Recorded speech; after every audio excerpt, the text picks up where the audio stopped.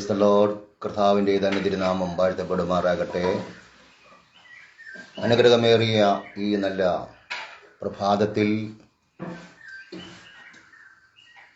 നിങ്ങളോടൊപ്പം ലൈവിൽ കടന്നു വരുവാൻ ദൈവത്തോട് സഹായിച്ചു തോർത്ത് സ്തോത്രം ചെയ്ത് സ്തുതിക്കുന്നു.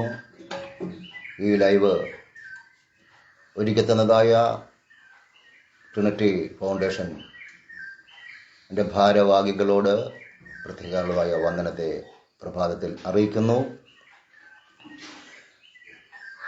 ഓരോ ദിവസവും വചനവും സാക്ഷ്യവും എന്നുള്ളതായ ആ വലിയ programme trinity prayer group and ഫൗണ്ടേഷനിലൂടെ ഏതാനും ചില വർഷങ്ങളായി അനുദിനം മുമ്പോട്ട് ക്രമീകരിച്ചു വന്നുകൊണ്ടിരിക്കുന്നു. ഇതിലൂടെ അനേക ശ്രേഷ്ഠരായ പ്രിയപ്പെട്ടവർ വചനവും സാക്ഷ്യവും ലോകത്തിന് മുൻപാകെ വിളിച്ചറിയിച്ചുകൊണ്ടും ഇരിക്കുക. ധനകര് ഏറ്റെടുക്കുന്നു എന്നുള്ളതൊരു വലിയ സാക്ഷ്യമാണ്. ഇന്ന് പകലിലും ഇങ്ങനെ ലൈവിൽ വരുവാൻ കർത്താവ് സഹായിച്ചതോ പ്രത്യേകാൽ വന്ദനത്തെയും ഇന്ന് പകൽ അറിയിക്കുന്നു. ദൈവം ധാരാളമായി അവിടെ അനുഗ്രഹിക്കുമാറാകട്ടെ. ലോക സംഭവങ്ങൾ ഓരോന്നായി വിളിച്ചറിയിക്കുന്നത്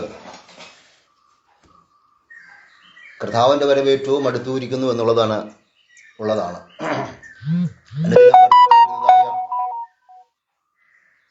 പീഡകളും അനുദിനം വർദ്ധിച്ചു വരുന്നതായ സംഭവങ്ങളും അനുദിനം വർദ്ധിച്ചു വരുന്നതായ അപകടങ്ങളും അപകട മേഖലകളും കൊലപാതകങ്ങളും കലാപങ്ങളും ഇന്ന് വേണ്ട മനുഷ്യൻ സ്വസ്നേഹികളും വമ്പ് പറയുന്നവരും വിഗ്രഹ ആരാധികളുമായി തീർന്നിരിക്കുക. ഈ കാലയളവുകളിൽ വിഗ്രഹ ആരാധന എന്നുള്ളത് മനുഷ്യ ഹൃദയങ്ങളിലെ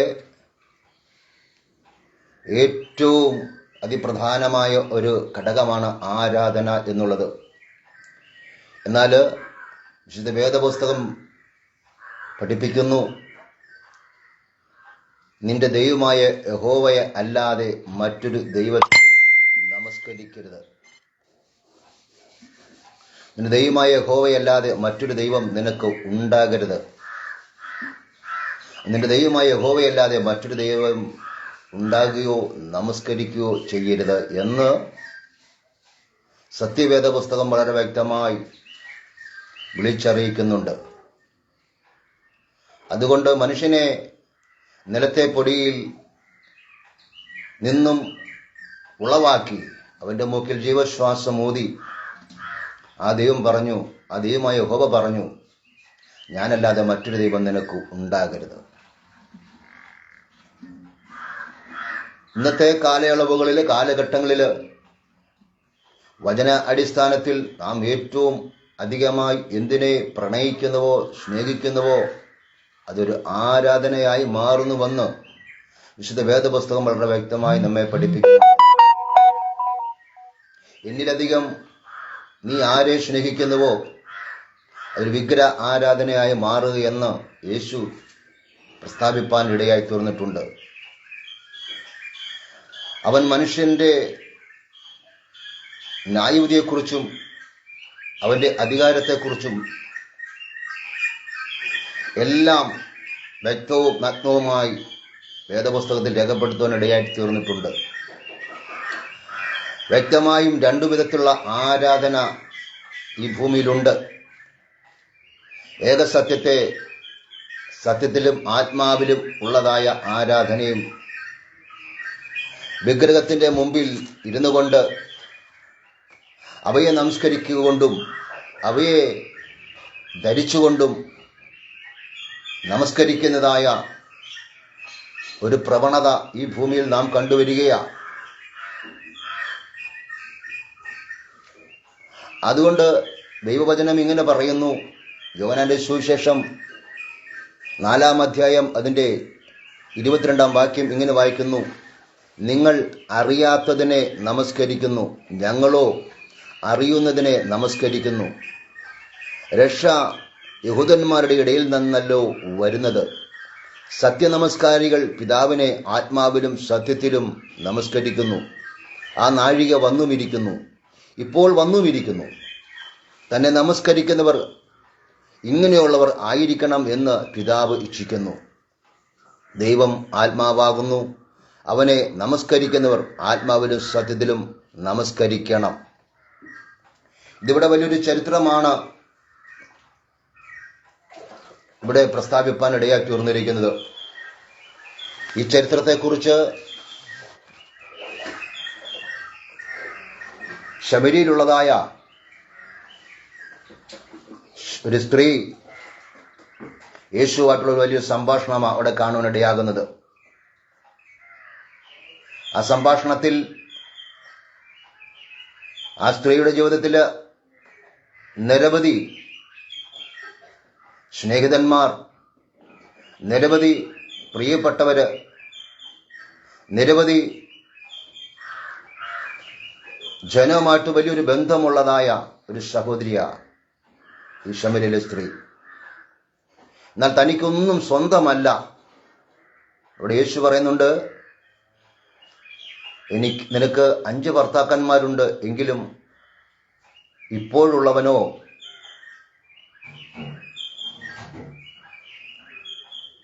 നിനക്കുള്ളവനല്ല. പക്ഷേ ഇവിടെ ഈ അധികമായിട്ടുള്ളതായ സ്നേഹവും ആർഭാടവും ഒക്കെ വിഗ്രഹ ആരാധനയാകുന്നതായ ഒരു അനുഭവമാകുന്നുവെന്ന് നമുക്കിതിലൂടെ മനസ്സിലാക്കാനിടയാകുന്നുണ്ട്. അതുകൊണ്ടാണ് യേശു ഇപ്രകാരം പറഞ്ഞത്, സത്യനമസ്കാരികൾ പിതാവിനെ ആത്മാവിലും സത്യത്തിലും ആരാധിക്കുന്നു. ആമേൻ. അതുകൊണ്ട് സ്ത്രീയോട് പറയുക, സ്ത്രീയെ, എൻ്റെ വാക്ക് വിശ്വസിക്കുക.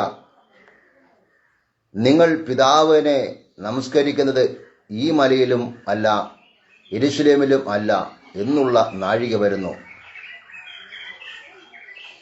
അപ്പോൾ ഇവിടെ 2 വിഭാഗത്തിൽപ്പെടുന്നതായ ഒരു അനുഭവമാണ് ഇവിടെ വേദപുസ്തകം നമ്മെ പഠിപ്പിപ്പാൻ ഇടയാകുന്നത്. ആരാധിപ്പാൻ നാം മല കയറുകയോ, ആരാധിപ്പാൻ നാം കാടുകൾ കയറുകയോ, മലകൾ കയറുകയോ, മലകൾ ചവിട്ടുകയോ, യാതൊരു വിധമായ പുണ്യപ്രവൃത്തികൾ ചെയ്താലും അതൊരു ആരാധനയായി മാറുന്നില്ല എന്നുള്ളത് വചനം നമ്മെ വളരെ വ്യക്തമായി പഠിപ്പിക്കുന്നുണ്ട്. വചനം വളരെ വ്യക്തമായി പഠിപ്പിക്കുന്നത് മനുഷ്യന്റെ ഹൃദയത്തിൽ നിന്നും ഉരുത്തിരിഞ്ഞ് പുറത്തേക്ക് വരുന്നതായിട്ടാണ് ഉള്ളതാണ് ആരാധന എന്നുള്ളത്.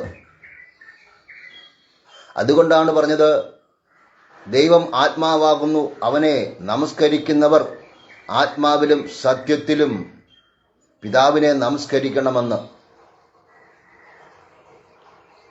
അതുകൊണ്ട് യേശു പറഞ്ഞത് വിശ്വസിക്കാതെ ഇന്ന് അല്ലെങ്കിൽ ദൈവമായ യഹോവ പറഞ്ഞത് അനുസരിക്കാതെ, വിശ്വസിക്കാതെ അനേകരും അവിടെ ആരാധന, ഇവിടെ ആരാധന,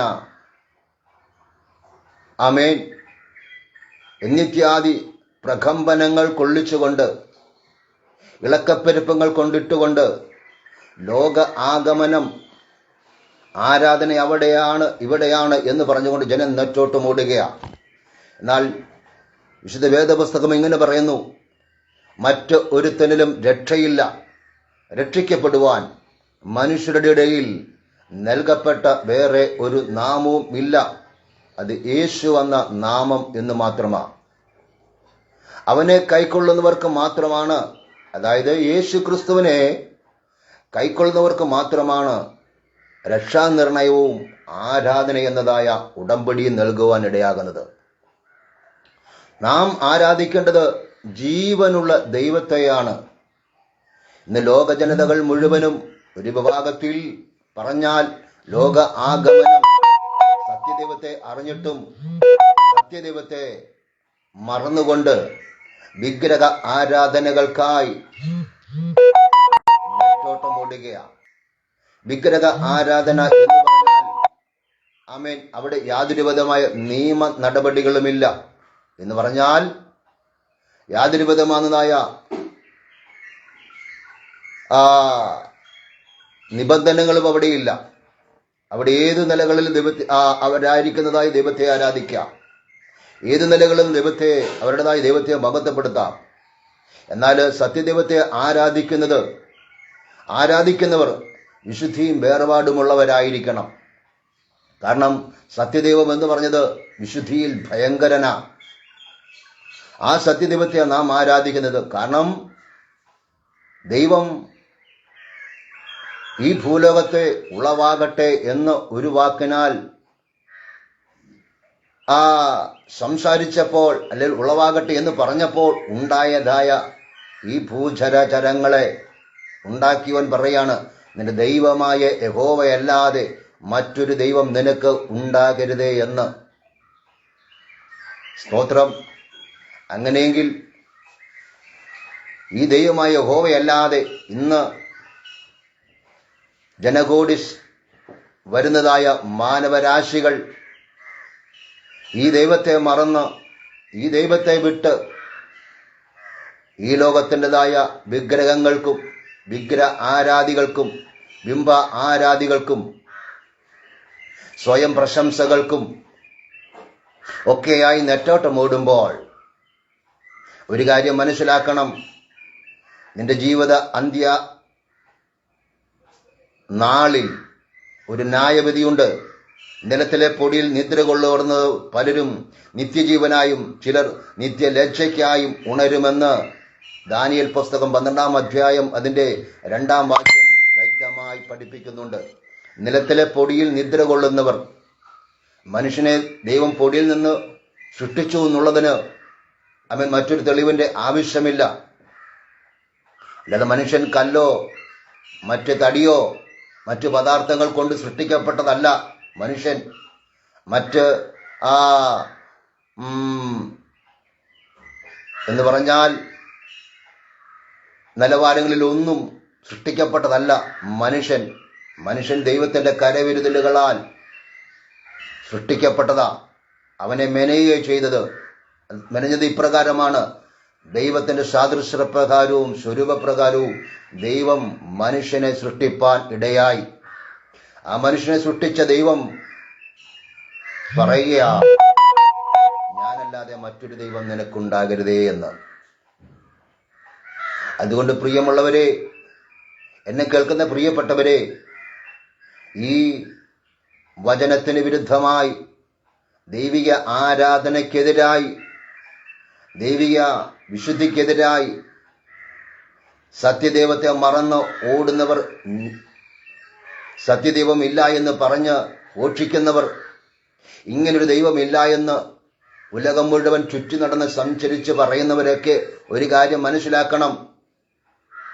ഒരു ദൈവം ഉണ്ടേയെങ്കിൽ ആ ദൈവം യേശുക്രിസ്തു മാത്രമാണെന്നും അത് വിളിച്ചു പറഞ്ഞുകൊണ്ടിരിക്കുന്ന ഈ ഒരു കാലയളവുകളാ ഈ ഭൂമിയിൽ നമുക്ക് കാണപ്പെടാനിടയാകുന്നത്.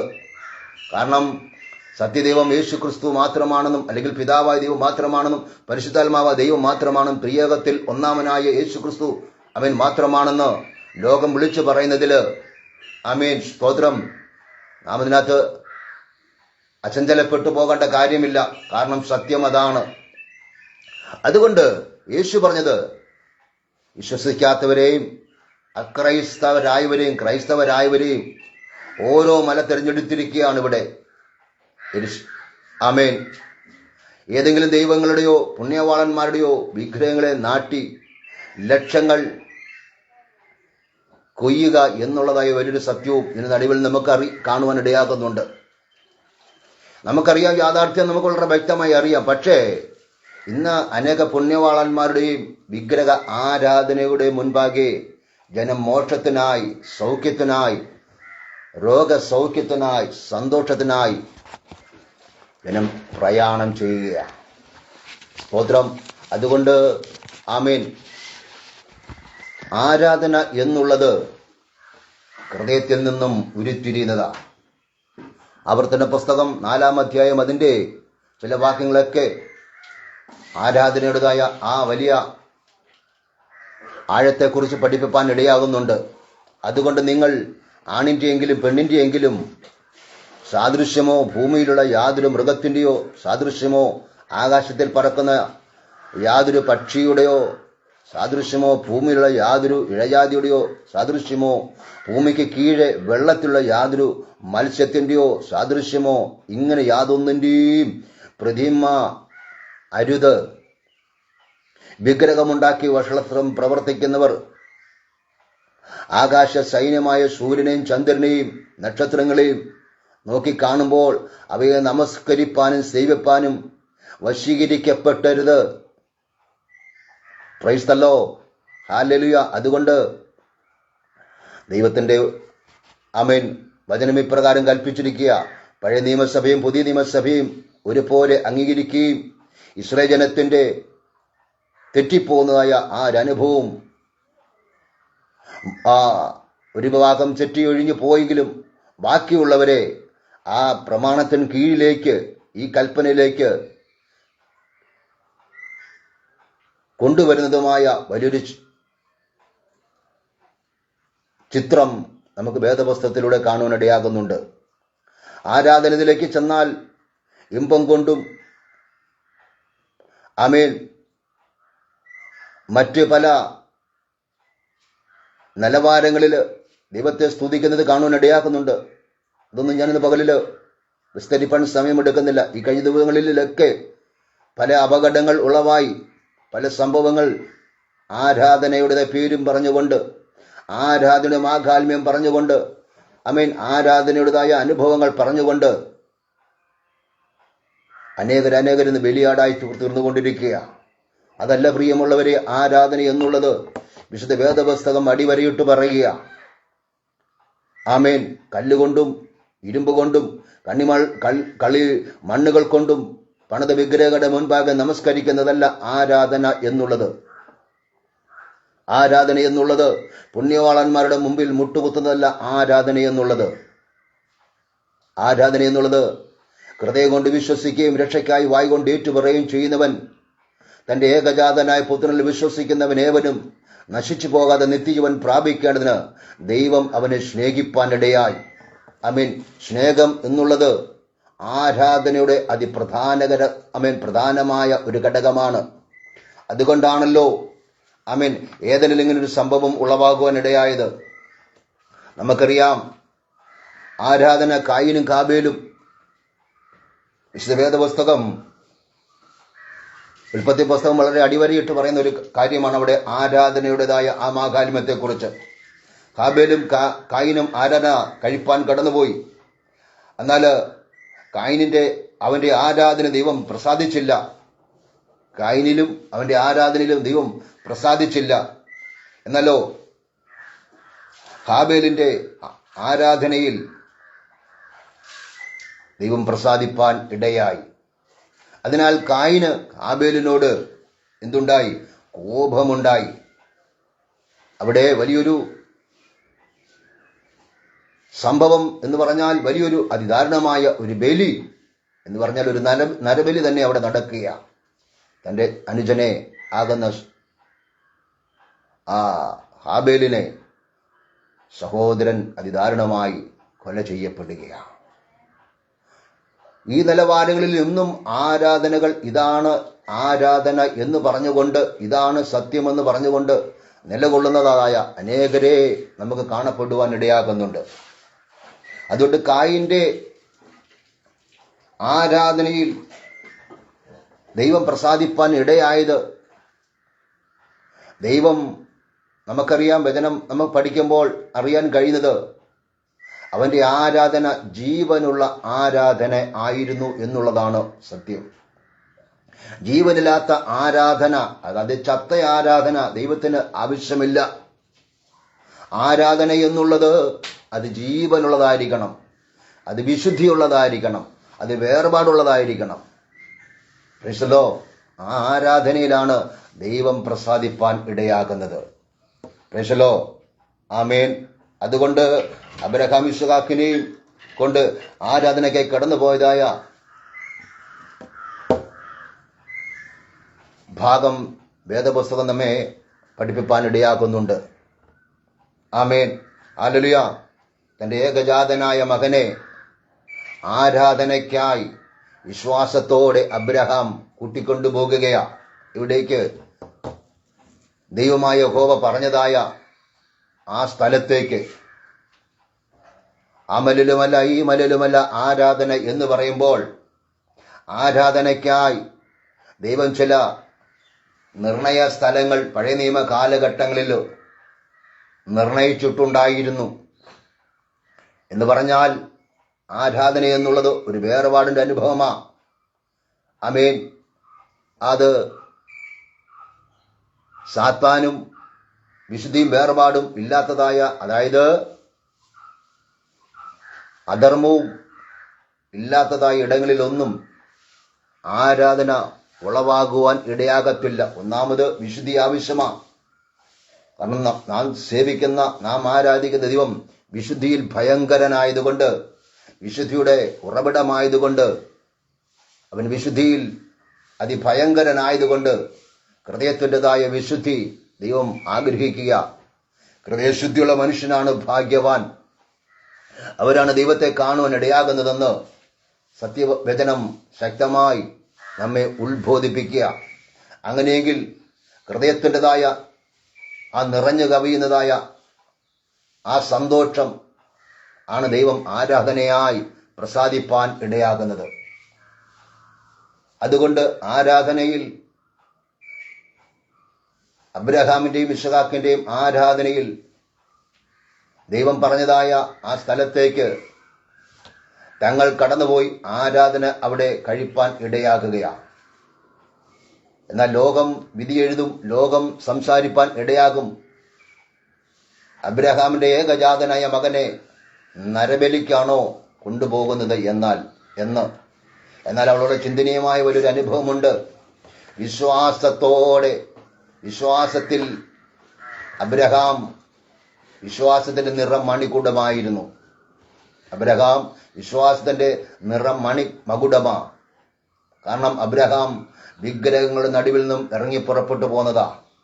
വിഗ്രഹങ്ങളുടെ ഇടയിൽ വിഗ്രഹത്തെ ഉണ്ടാക്കുകയും അവ വിറ്റുപജീവനം കഴിക്കുകയും ചെയ്യുന്നതായ അബ്രഹാമിനെ ദൈവം വിളിച്ച് വേർതിരിച്ചത് ഇനി വിഗ്രഹത്തെ ഉണ്ടാക്കുവാനോ, വിഗ്രഹത്തെ നമസ്കരിക്കുവാനോ, വിഗ്രഹത്തെ ആമേൻ ഹല്ലേലൂയ തൊട്ടു തീണ്ടാനോ അല്ല.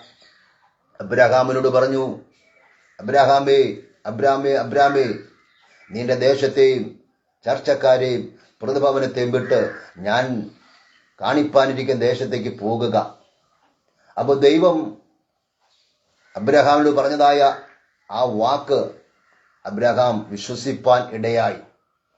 ഇവിടെ വിശ്വാസത്തിന്, ആരാധനയ്ക്ക് വലിയൊരു വിലയുണ്ട്. വിശ്വാസം ആരാധനയ്ക്ക് വലിയ ഒരു അന്തർലീനമായ ഒരു അനുഭവമാണ് വിശ്വാസം. നാം വിശ്വസിച്ചുകൊണ്ട് എന്ത് യാചിച്ചാലും അത് ഞാൻ നിങ്ങൾക്ക് നൽകാമെന്ന് ദൈവത്തിന്റെ വാഗ്ദത്തമാണ്.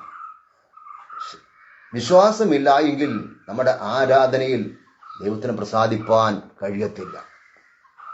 ആരാധനയുടെ മാഹാത്മ്യം എന്ന് പറയുന്നത് വിശ്വാസത്തിന്റെ അടിസ്ഥാനമാണ്.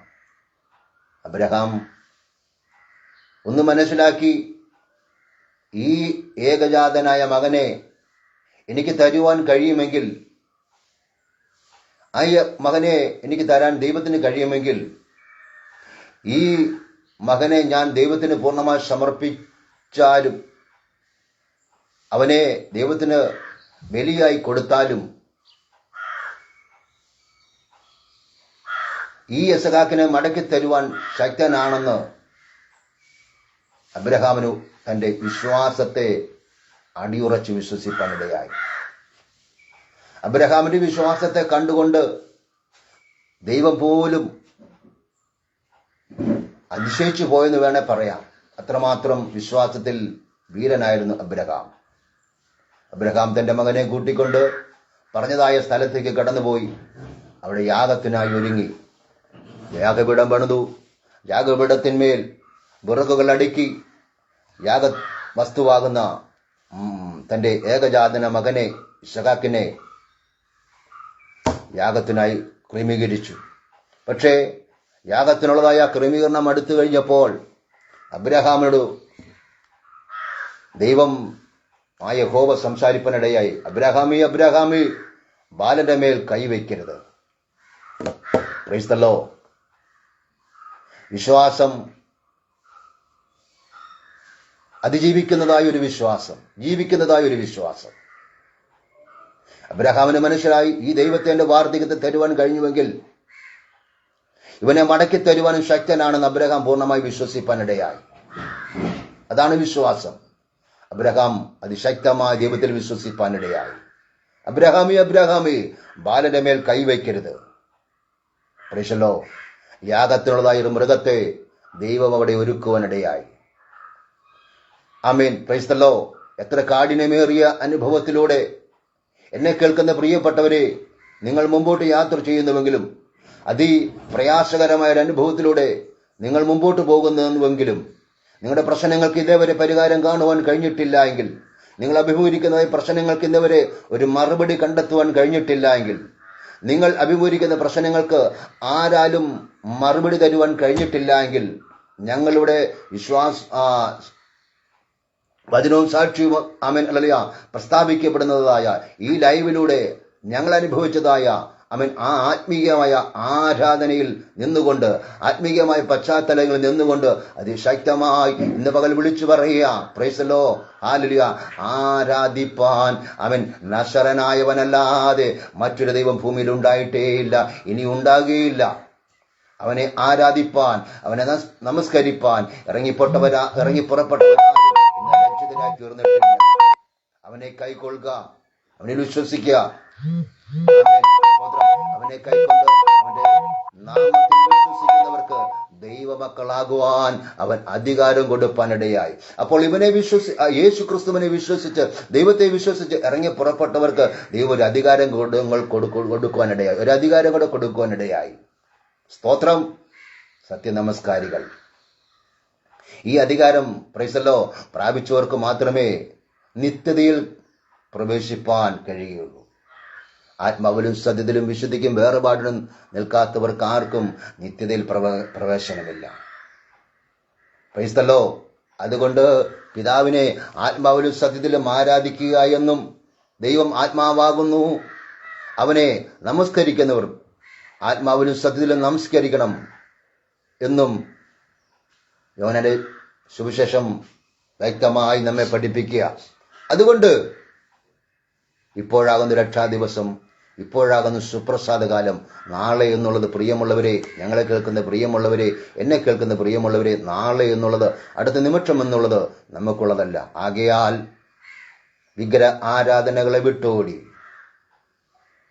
വിഗ്രഹ സ്നേഹം വിട്ടോടി, ദൈവത്തിന് അധിഷ്ഠമായി, ദൈവത്തിനപ്പുറമായി, ദൈവത്തെ കവിഞ്ഞ് ആരെന്ത് മോഹിച്ചാലും സ്നേഹിച്ചാലും അത് വിഗ്രഹ ആരാധനയാകുന്നുവെന്ന് വേദപുസ്തകം അടിവരയിട്ട് പറയുമ്പോൾ ഇവിടെ ഇങ്ങനെ പറഞ്ഞുവല്ലോ, ഭൂമിയിൽ യാതൊരു മൃഗത്തിന്റെയും സാദൃശ്യമോ സ്വരൂപമോ ഉണ്ടാക്കാൻ പാടില്ല. അത് ഭൂമിയിലായാലും വെള്ളത്തിലായാലും വെള്ളത്തിനടിയിലായിരുന്നാലും എവിടെയായിരുന്നാലും, പ്രൈസലോ, അവൻ ഭൂമിക്ക് മുകളിലായിരുന്നാലും, അവൻ ഏത് വസ്തുവിൽ നാം ആഗ്രഹം കൊടുക്കുന്നുവോ, ഏത് വസ്തുവിൽ നാം അധികമായി പ്രണയിക്കുന്നുവോ അതൊരു വിഗ്രഹ ആരാധനയായി മാറുവാൻ ഇടയാകുമെന്ന് പുതിയ നിയമസഭയോട് ദൈവത്തിന്റെ ആത്മാവ് ഇടപെടുവാൻ ഇടയായിട്ടുണ്ട്. അതുകൊണ്ട് പ്രിയപ്പെട്ടവരെ, ജഡമോഹം, കൺമോഹം, ജീവനത്തിന്റെ പ്രതാപങ്ങൾ, ഇവ മൂന്നും ദൈവികമായ സന്നിധിയിൽ നിന്നും മനുഷ്യനെ തെറ്റൊഴിപ്പാനിടയാകും. ഈ കാണുന്നതെല്ലാം നേടാമെന്നും, ഈ കാണുന്നതെല്ലാം സ്വന്തമാക്കാമെന്നും, ഈ കാണുന്നതെല്ലാം വശീകരിക്കാമെന്നും ഓർത്തുകൊണ്ടും ചിന്തിച്ചുകൊണ്ടും ഓടുന്നവരൊരു കാര്യം മനസ്സിലാക്കണം. ആമേൻ. തങ്ങളുടേതായ നിത്യത ദൈവം ഒരുക്കിയിരിക്കുന്ന സകല മനുഷ്യർക്കും ദൈവം നിത്യത ഒരുക്കുന്നുണ്ട്. ആ നിത്യത നഷ്ടപ്പെടുകയാണ്. അതുകൊണ്ട് ജഡമോഹം വിട്ടോടുക. പ്രൈസലോ. ജഡമോഹം ഒരിക്കൽ പോലും ദൈവത്തിന് പ്രസാദകരമല്ല. ആമേൻ. ജഡമോഹം ഒരിക്കൽ പോലും ദൈവികമായ ആരാധനയല്ല. പ്രൈസലോ. അതുകൊണ്ട് ഞങ്ങൾ ആത്മാലയിലുമല്ല ഈ മലയിലുമല്ല ആരാധിക്കുന്നത്, ഞങ്ങൾ ആരാധിക്കുന്നത് ആത്മാവിലും സത്യത്തിലുമാണ്. ആമേൻ. ആത്മാവിലും സത്യത്തിലുമുള്ള ആരാധന ഭൂമിയിൽ ഇനിയും വെളിപ്പെടട്ടെ. അനേകര് ആത്മാവിലും സത്യത്തിലുമുള്ള ആരാധനയ്ക്കായി ജനിക്കട്ടെ. നമ്മുടെ ആരാധന അത് വിശുദ്ധിയുള്ളതായിരിക്കട്ടെ. നമ്മുടെ ആരാധന ഹൃദയത്തിന്റെ അകത്തളങ്ങളിൽ നിന്നും പൊങ്ങി വരുന്നതാകട്ടെ. നമ്മുടെ ആരാധന വിശുദ്ധിയുള്ളതാകട്ടെ. അതിനായി ഒരുങ്ങാം, പ്രാർത്ഥിക്കാമെന്ന് ഓർമ്മപ്പെടുത്തിക്കൊണ്ട് ഞാൻ എൻ്റെ വാക്കുകൾ ഇവിടെ വിരാമം കുറിക്കുന്നു. ദൈവം ധാരാളമായി നമ്മെ അനുഗ്രഹിക്കുമാറാകട്ടെ. God bless you.